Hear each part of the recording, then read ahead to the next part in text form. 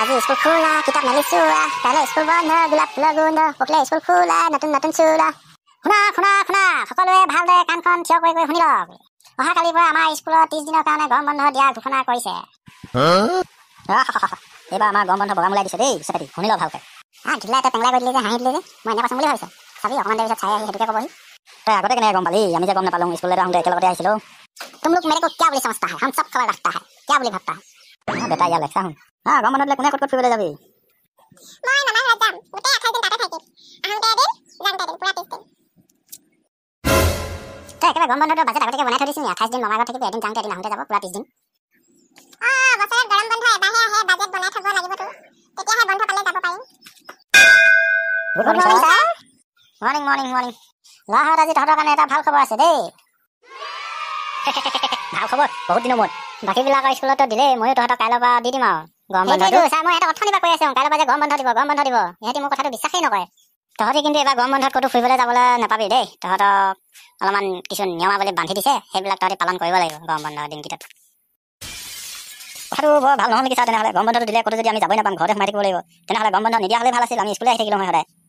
কথাটো তই ঠিকেই কৈছ কিন্তু উপায়টো নাই ৰজা ঘৰীয়া নিৰ্দেশ আৰু মানি চলিবই লাগিব আমি প্ৰজাবিলাকে सबतके बेसी আমাৰ চেপেটিলে বেয়া লাগিছে আছা ই বাজেট বনাই থৈছিলে গৰম বন্ধ এটা বাজেটটো কি হ'ব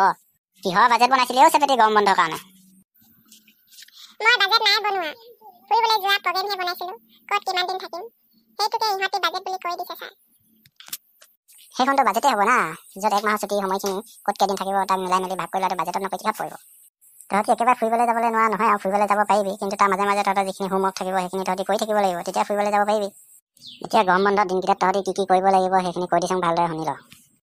তহঁতৰ প্ৰথম কামটো হ'ব দিনলিপি লিখা আৰু দ্বিতীয় কামটো হ'ব যিখিনি পৰীক্ষা হৈ যোৱাৰ পিছৰ পৰা আমি পাঠ পঢ়িছিলোঁ সেই সকলোখিনি পাঠৰ একেবাৰে A to Z খৰচি মাৰি চব প্ৰশ্নৰ উত্তৰ একেবাৰে চাফা কৰি লিখি থ'ব লাগিব আৰু আহিয়ে স্কুল খোলাৰ লগে লগে মোক দেখাবহি লাগিব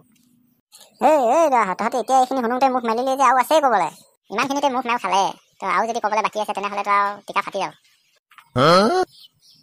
আৰু তহঁতৰ হোমৱৰ্ক হিচাপে থাকিব একোখনকৈ ৰচনা আৰু বিষয়টো সদায় বেলেগ বেলেগ হ'ব লাগিব 30 দিনত 30খন ৰচনা আনি দিবহি লাগিব সেইটো তহঁতৰ হোমৱৰ্ক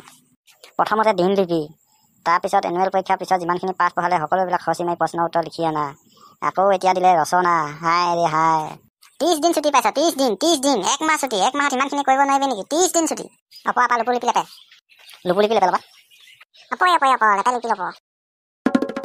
ছাৰ আমি এটা কথা ভাবিছোঁ আমাক ছুটি দিব নালাগে আমাক গৰম বন্ধ নালাগে আমি স্কুললৈ আহি থাকিম আমাৰ গৰম বন্ধ কেঞ্চেল কৰি দিয়ক চিঠিলাৰ কথাত ময়ো একমত যদি আমাৰ ছুটি কেঞ্চেল নহয় তেনেহ'লে আমি ভাত পানী নোখোৱা ধৰ্মঘটত বহিম